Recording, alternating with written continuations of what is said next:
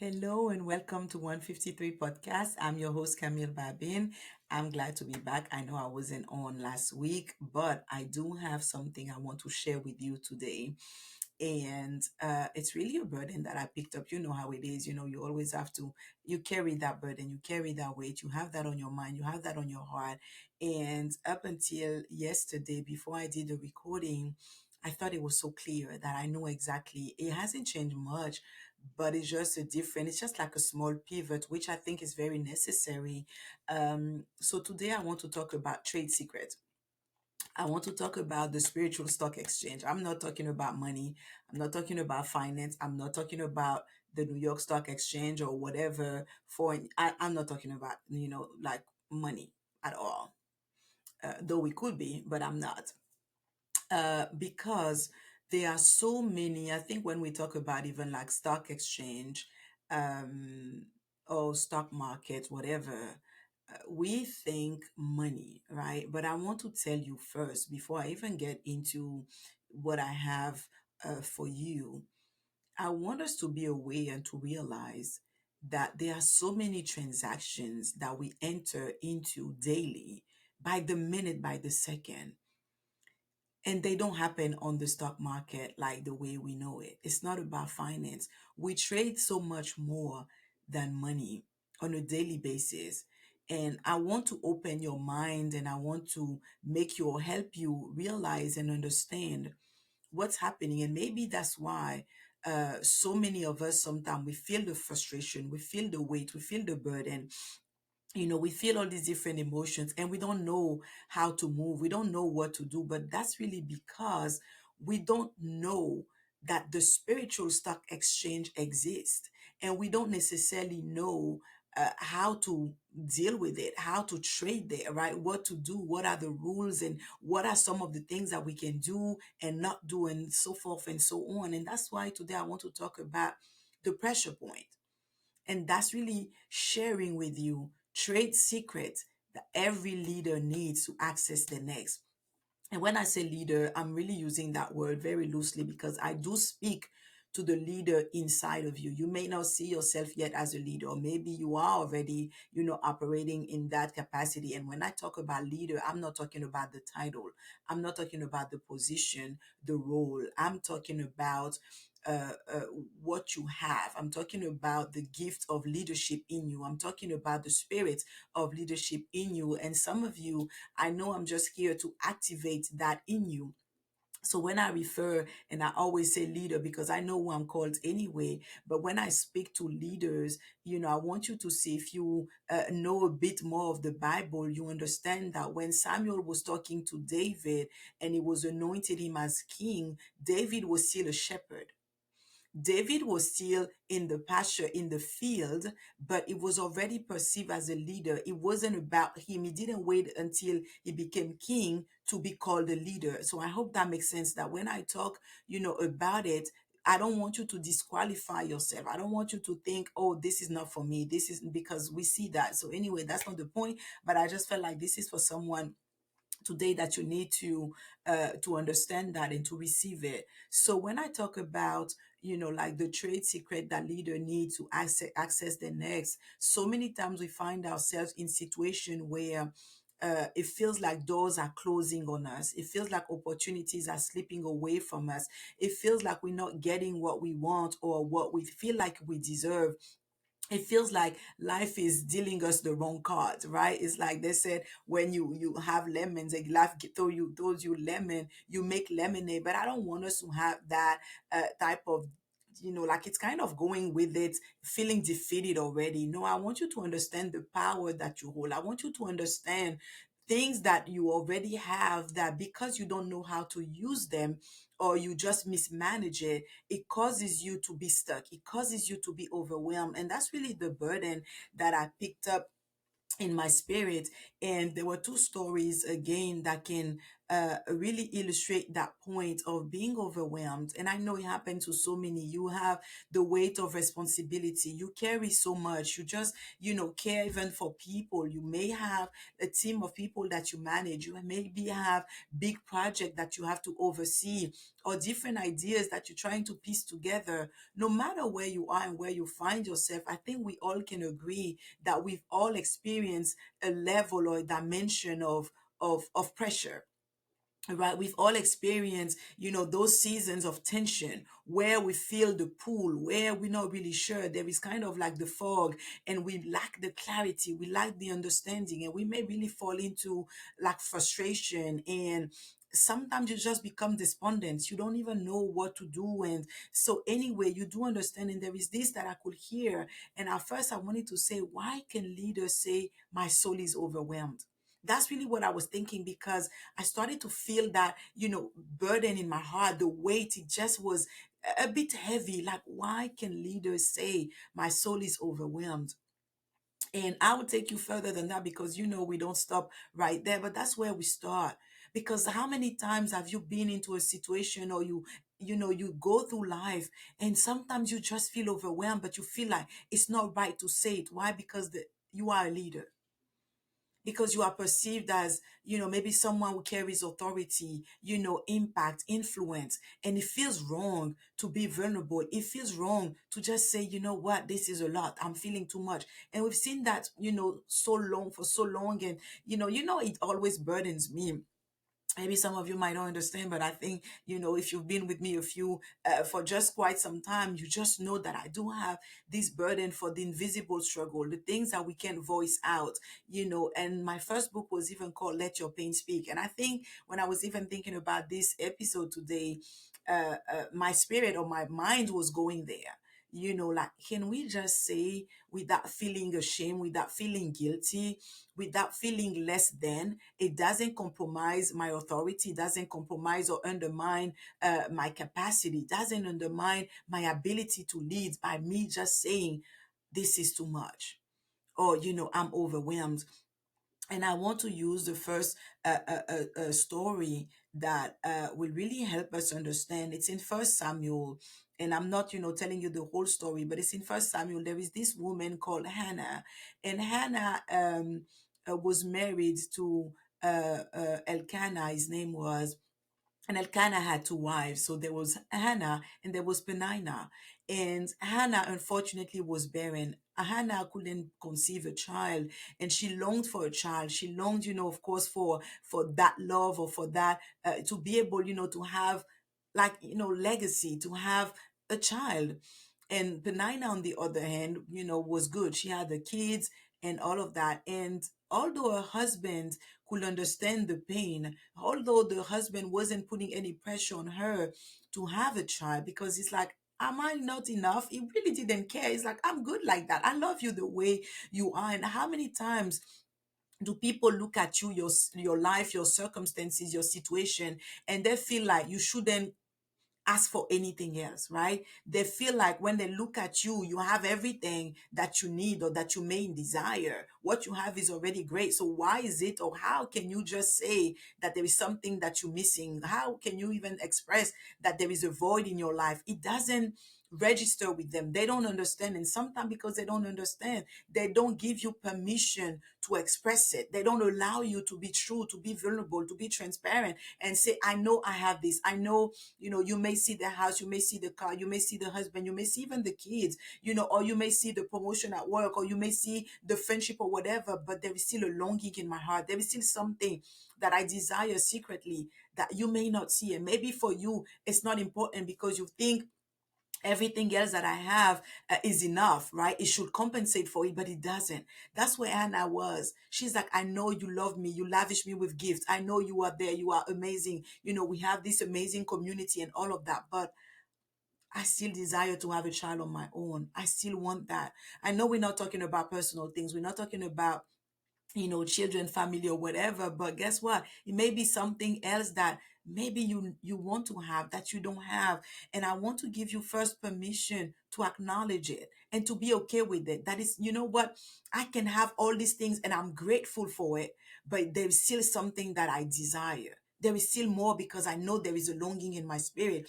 And what Hannah was saying at this point, I love this verse 10. He said, Hannah was in deep anguish, crying bitterly as she prayed to the Lord. And she made this vow. We'll get there, like just in a minute. But I'll stop here with she was in deep anguish. And when I read that, and I was like, okay, that's okay for her to just, share it, right? She wasn't hiding anymore. And I think it's time for us to come out of hiding, thinking we have to hide our emotions and, just act like everything is just picture perfect. Everything is camera ready. No, it's not. Life is life. Life happens, and life has its difficulty, sometimes attached to it. And anyway, she, goes to on prayer, and this time, and then the priest right there, because she was at the temple, the priest right there sees her, and he thinks she's drunk because he doesn't hear her. He sees her. He sees the lips are moving, right? Because the pain was just too intense. Like she was, she wasn't speaking out loud, but he could tell that she was speaking. And he said, "Are you drunk?" He really thought she was drunk. And she said, "No, I'm not drunk, but I'm just weeping." She said, "I'm weeping." What did she say? "I'm very discouraged. So I was pouring out my heart to the Lord." Right? That's what she said. She said, "I've been praying out of great anguish and sorrow." And what I wanted to share today was, when what I call the pressure point is where you reach that level where you know that there is more, but you don't have it. You just in that season, almost in a tunnel, in that season of phase of transition. It's like what used to satisfy you doesn't satisfy you anymore, and you may not know what to do next or where to go. So that's where she was. She's like, I know, like I want more. I want this child. I want this child. For her, it was a child. Again, it may not be that for you. But for her, that's what it was. And she poured out her heart, to the Lord. She poured out her heart when the priest heard her. But today, I don't want to stay at that level, because what we do here, we go beyond the emotional intelligence. I love the display of her emotional intelligence. I love the fact that Hannah was aware of what was happening in her life. She knew, what was wrong, and she wasn't ashamed to express it. So that's a big step, and that's what we need, right? But we don't stop there. And that's where I want to take you today when I said, trade secrets every leader needs to access the next. Because what is the trade secret that she displayed, that she used? I know I went over it real quick, and I did that on purpose, but they said Hannah was in deep anguish, crying bitterly as she prayed to the Lord. And I know for some of you, maybe prayer feels like it's just an activity. Prayer is like a good spiritual discipline. Prayer is maybe for some of you, you think it's something that people do when they're just lazy and they don't want to move and they don't want to do anything and they just rely on prayer. It's just an escape, right? That's maybe what you see. But I want to tell you that prayer is a trade secret that we have to learn and to master. I am not saying or implying that that's all you do and you do nothing else, but that's where you start. There is a trade secret when it comes to prayer that most of us, and especially leaders, have not yet they have not really like grasp the magnitude and the importance of prayer and what it is. It's like we're so used to, the first reflex or instinct we have is just let me vent. There is more than venting. Venting will not get you to the next level. Venting will not open the doors that you need open in your life. You may feel good for a moment. You may have the relief that maybe you think you're seeking, but it will just be short lived, because there is more than venting. Venting is not even a strategy for winning. It's not something that you do when you want to succeed. Really, like venting is just you operating at the lowest level of who you are and who you designed to be. God doesn't call us to vent. Sorry to say it. And I'm not talking about expressing. It's different. But I'm talking about vent thinking, oh, I'm going to say my piece. Oh, I'm just going to say it. I was just frustrated. I'm just upset. Let me just say it and then I will just be quiet. No. Why? Because you are wasting potential. You are wasting power. Maybe you haven't seen it like that, but today let me tell you, emotions are currency. Maybe you've never heard it. Emotions are currency. So pay attention to what you're spending, what you're wasting, because you don't understand, you don't have the revelation. I know when sometimes I talk about spiritual intelligence, some people might look like, what is she talking about? What is that? It's vague, it's confusing. Maybe. But that's what I'm breaking down for you today. Emotions are currency. They are designed, they are a gift from God to help you access the next level of your life. What do I mean by that? It's not the emotion in itself, but it's what you can do. Because what do you do with currency? What do you do with money? If you have $100 bill, you can eat that, right? You can take a shower with it. You can, like if you're sick, you can use that to get, like, I'm talking about just using the actual paper. It's paper. There is nothing that you can do with that piece of paper. What do you have to do? You trade it. You trade it, right? You go to the market or wherever. If it's at the hospital, you use that there to pay for your medical bill, or to pay at the pharmacy to pay for your prescription. You go to the grocery store to get something to eat. You pay for services, whatever the case may be, but we trade it. Why is it that we learn how to trade money, but we don't understand how to trade other currency that we've been given, because we think that money is the only currency? So can I just tell you today that maybe that's why you feel stuck? Maybe that's why, the pressure is getting the best out of you, the circumstances, your situation, everything. You feel like, you just in a trap, or you feel like you are caught between the rock and the hard place, and you don't know how to escape. But let me tell you, your emotions, what you are feeling right now, is not just so you can feel defeated and you can be frustrated. They are a pathway, they are a portal into something greater.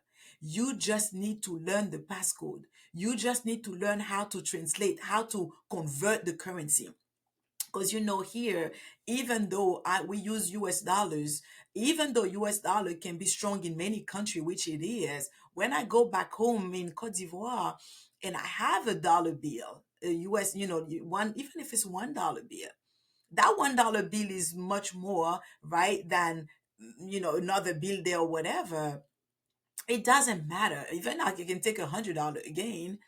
Yes, it's like it's $100 is, I even forget right now, but it's about like 50,000, of our currency. So I can go with it back home and still not be able to get anything until I change it. I exchange this dollar bill, this $100 bill. If I don't exchange it, my $100 bill, although powerful, although higher and has power to purchase more, higher purchasing power, buying power, I still can do anything with it because they don't accept US dollars there. So I'm telling you today that the season, or maybe what you are expecting or what you're seeing that is so close, and you're like, I know this is my season, this is my time. Maybe you've been saying it, but you don't see the manifestation. It's because you are still holding your $100 bill in a place that doesn't accept it. You are just playing with your emotions instead of learning how to convert it. So I want today to tell you that the first trade secret that you need to learn is how to use prayer first, to get the discernment, to get the revelation, to get the insight, to know what to speak first, to know what to say, to know how to direct your emotions. Because prayer is actually what you use to decode the language of your emotions. Prayer is what allows you to understand what's happening and to voice it in a way that has impact and influence. Not just speaking out of order, not just speaking thinking, oh it's just too much, my heart is full, I just have to release it. Yes, but release it with wisdom. So that's really what I want us to understand. And when I say we go beyond emotional intelligence, because it's not it to just know, like, yes, emotion, yes, how to keep yourself together and all of that, but they are portals, they are gates in the spirit, that it doesn't matter how emotionally intelligent you are, you cannot access those gates. You cannot go through those portals because they don't accept your emotional currency. They don't accept it in that form. They don't accept, like your skills and your qualities and your gift and what you've developed. There is a level of intelligence that we must access. And the first way to access, the first step is through prayer. That's what Hannah did. But you know what she received from that? Because I want you to see the power and the importance of prayer. Maybe again, you've seen prayer like, oh, it's just, a simple activity. But I want you to understand that there is so much more to that. She prayed, they said, as she prayed, and she made the vow. How did she know to make the vow? How did she know to how to bring, herself out of sorrow, out of anguish, out of pain, out of that deep longing into now exchanging, making a vow? How did she understand that where she was at the threshold was what she required or what was needed of her was just to make a vow? And maybe you don't get it yet. Let me read it quick for you. She made a vow, and what the vow reads is, O Lord of heaven's armies, if you will look upon my sorrow and answer my prayer and give me a son, then I will give him back to you. He will be yours for his entire lifetime, and as a sign that he has been dedicated to the Lord, his hair will never be cut. First of all, how did Anna recognize or understand or knew that this was the way, that this was the language that she had to speak, that this was the action that she had to take? So that's what I want to emphasize for you. Spiritual intelligence gives you language, it gives you understanding. It tells you, it gives you the know-how. It tells you what to do. Maybe not the know-how, but it tells you what to do, what to do next. In the season of frustration, where you feel stuck, where you feel overwhelmed, where you feel like things are not moving for you, spiritual intelligence gives you that language. It gives you the keys that you need, and they come in multiple forms. For her, what she needed was that exchange. She needed that vow. So that's why I'm telling you, we have to learn how to trade on the spiritual stock exchange, because this transaction had nothing to do with money. There was nothing in that moment that money could purchase for her. Money could not give her a son. She had to learn something different. She had to learn how to use a different currency. And you know what she did? She translated her emotions into the prayer. She poured, she said, I'm weeping, I'm crying out to the Lord. All my sorrow, all my anguish, all my pain, all my longing, I transfer that over and I translate that and I convert it into prayer. Now, what do I get from prayer? From prayer, I get the understanding of what I need now to say next and to do next. So from prayer now, she get that illumination and she knows, this is what God is looking for. God is looking for partnership. God is looking for someone that he can use to bring his purpose and his agenda to the earth. So now she's like, I'm going to be this one. I know now how to position myself. So you have found your candidate. Because now I understand that it's not just about a child. You are looking for a servant. You are looking for a prophet. You are looking for a messenger. You are looking for someone that can anoint kings. You're looking for someone that can speak your oracle. You're looking for someone that can bring your will down to the earth. And that's my question to you. Do you understand what God is doing? Do you understand maybe like the reason why you feel frustrated right now and you feel stuck and you feel overwhelmed? Because overwhelm is a signal. It's only a sign. It's only a sign that you have reached a gate. Now, how do you go through that gate? How do you cross that, portal and that threshold? How do you go over it? How do you access your next? That's why you need to learn that trade secret. And I won't stay there because we have to move. But after Hannah made that exchange and she made the vow, you know what happened? The Bible tells us that after the priest Eli saw her, because it's after she said those words that he saw her. And when she said, I'm not drunk, I'm just weeping, crying my heart to the Lord, he said, go in peace. May the God of Israel grant the request you have asked of him. And when she went back, and the following day, they went back home because the time of the sacrifice and the worship at the temple was over. When they returned, the Bible tells us that that same night, Elkanah knew his wife and she conceived a son and she had Samuel. So maybe what you need to hear and what you've been waiting for today, maybe why you even on, is because you need to know that there is just one thing that you need to know in this season that has the capacity of opening doors that have been shut for you for such a long time. And those things your emotions cannot give you. Just speaking your pain just for the sake of speaking your pain will not get you there. but you need to learn now how to speak the language of heaven. You need to understand now how to speak as a spiritually intelligent leader. You can no longer be content with being an emotionally intelligent leader. Although it has its place, we have to move beyond it. And trust me, I was in a season where I knew it. I was like a master. I actually got certified as a mindset coach. And I know the importance of like emotional intelligence, self-awareness, self-regulation, empathy, all of these things, they're great. But when I started to hear and the Lord started to prompt me and he said, there is more.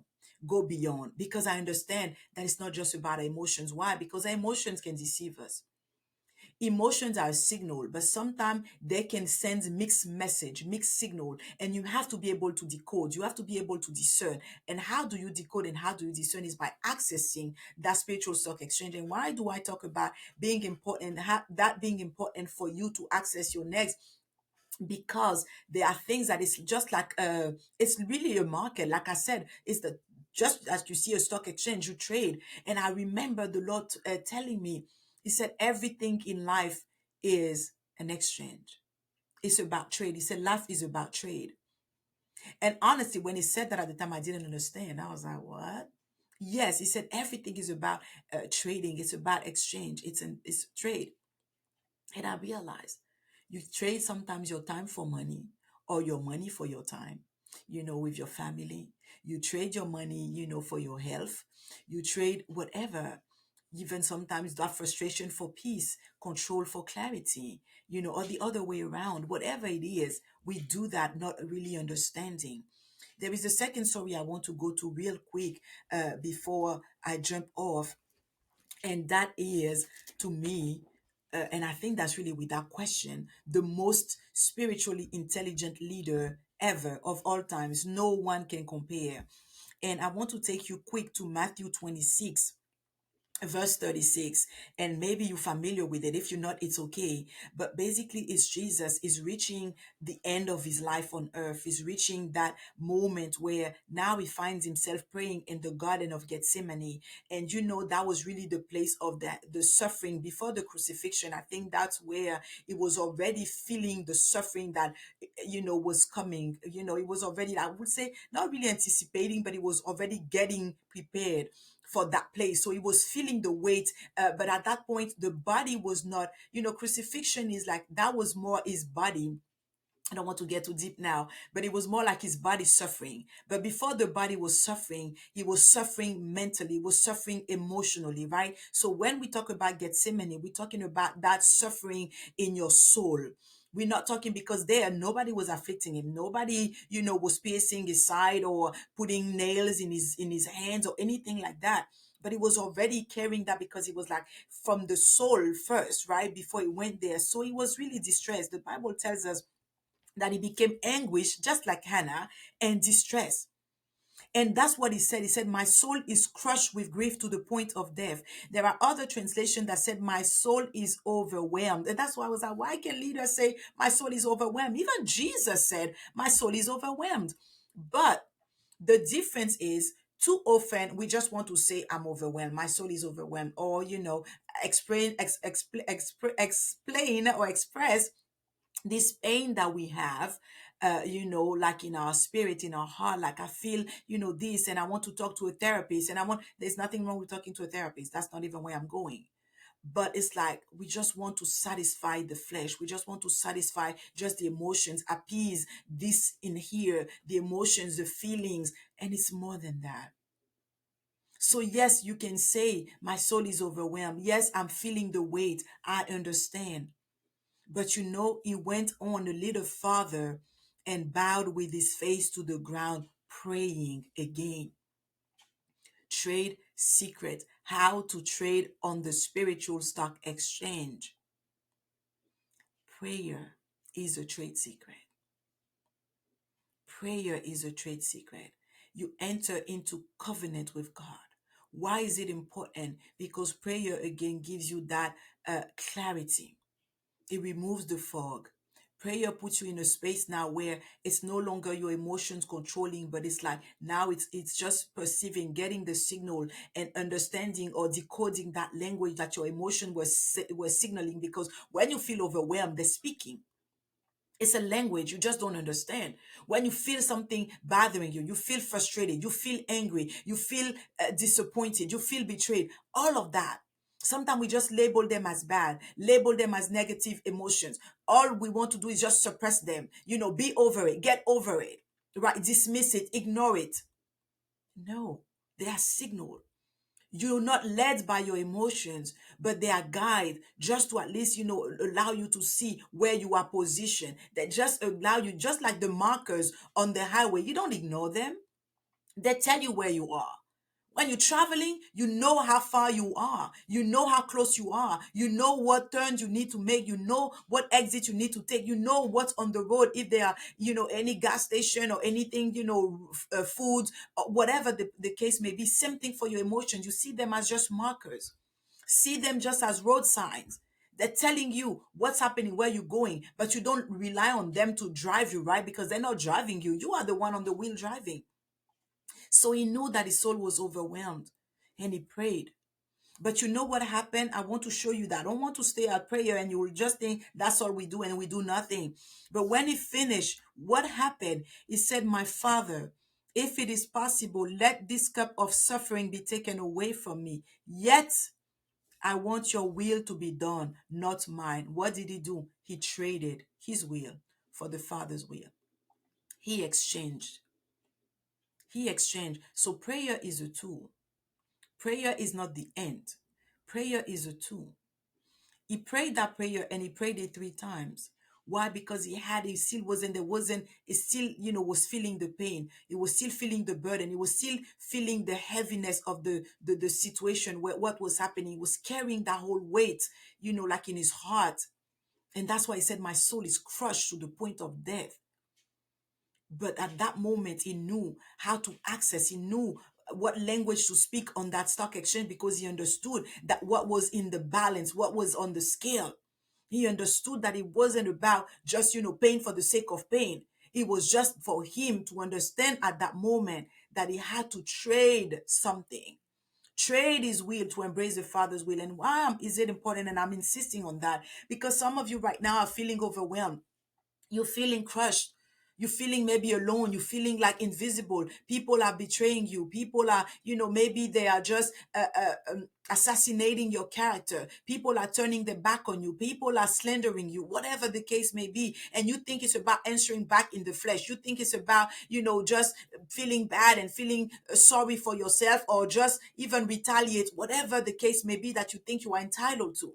It's not about it. All of that is just signaling you that there is a new door that you're about to access. There is a new level that you are about to enter. And if you don't understand how to trade right now on the spiritual stock exchange and not at the emotional level, not in the flesh, not at the carnal level, you will be stuck and you will miss out on what God is launching you into. You will miss out on what God is doing for you and in your life. So that's why I want you to understand the trade secrets right now that you need to learn to access your next so that you don't remain stuck, so that you can really take possession of what God has for you. It's so important. It is so important. Understanding, and again, prayer will give you that clarity, that discernment, that understanding of what do I need to do. Because let me tell you, I'll just say that real quick and end with it. There are times when in my natural self, and it doesn't matter how intelligent we are, it doesn't matter how learned we are, it doesn't matter how wise we think we are. Sometimes you see a situation and you do have an understanding of the situation and you devise a plan and you devise a strategy and you have the solution, and on the surface, or when we look at it with our physical eyes, with our natural mind, it looks like it's perfect. It's the perfect plan. It cannot fail until you start to pray. I'm sharing from personal experience. Until you start praying. And then when you start praying, you start seeing things that you didn't see. You start seeing a reality that wasn't there at first. You're like, how come I missed it? Because there are things that are happening behind the scene in the spirit that if you don't pray, you cannot see. If you don't pray, you cannot understand. And it's not about now emotional intelligence. It's not now about social intelligence. It's not about having financial intelligence. It's not even about having relational intelligence. Now it's about that one intelligence that you need that most of us are not taught in school. I shouldn't even say most of us. We are not taught in school. All of us. Spiritual intelligence. And that's what God wants you to learn now. I had to learn that and I'm still developing it. And yes, it's my pleasure, my honor, my privilege to be able to walk alongside of the people that I'm called to help them with that, to develop the spiritual intelligence. And it's more than prayer. It's understanding the language of the invisible. It's piercing the mysteries because we understand that everything that goes around, we don't see. You talk about the air that you breathe. Do you see the air that you breathe? No. Right? We talk about the galaxies and the planet and we see them. Do they hang just on a thread? No. Understanding things that are not so obvious. So you can see a document, a report, maybe for your business, for your company, and the numbers of paper make sense. But then when you go to get the deal, you don't understand why there is something that falls through. These are the things that we don't want to talk about, but these are the things that are real. You don't understand necessarily the resistance that may not be the person in front of you, but it's a spirit. You don't understand how to overcome that. It doesn't matter what PhD you have or what MBA you have and how long you've been in business, how long you've been, how many companies you bought and sold. Doesn't matter. In this moment, what you need is what the books cannot teach you. It's what the numbers cannot tell you. And again, it's like when you see on the surface, everything can look good. You have all the T's, dotted. I mean, the I's dotted and the T crossed. But at the end of the day, you still don't have, it doesn't land where you thought it was going to land. Why? Because there are elements that you need to learn that you don't have. And that's why it's important to learn now how to trade on the spiritual stock exchange that people don't talk about. So I hope that at least, I created that spark that interest in you or the curiosity that even if you already use the word of God, even if you pray already, I don't want you to just sit, because so many of us, it's like, yes, I read Bible, I read the word, I pray, but then there are still things I don't know how to translate this word into something practical. I don't know how to extract this word and see the relevance in my everyday life. So maybe if that's you, I would love to connect with you. I'll just leave all my information in the comments, in the description, and you'll be able to reach out. I would love to talk to you, even if it's just for 15 minutes. I offer a free clarity call that I would love to just talk to you and just see where you are and if and when and how I can help you. I would love to, or if maybe I can point you to someone else, that can help you. I would love to do that, but I don't want you to feel stuck. I don't want you to misread the signs that God is speaking to you or releasing to you. I don't want you to move past the crushing. I want you to move past the overwhelm. I want you to move past the anguish and the grief and all these different things. So I hope this message really empowered you and blessed you. And if it did, feel free to share it. And don't forget to subscribe. Make sure that you have the notification bell on, so that at least when I'm here next time, because I think that's a conversation that I want to continue, because we need to know, right? Would you agree that we need to know a little bit more about those trade secrets? Because I want us to be master, right, on the stock market, the spiritual stock market. So thank you for tuning in. And by God's grace, I will be back next week.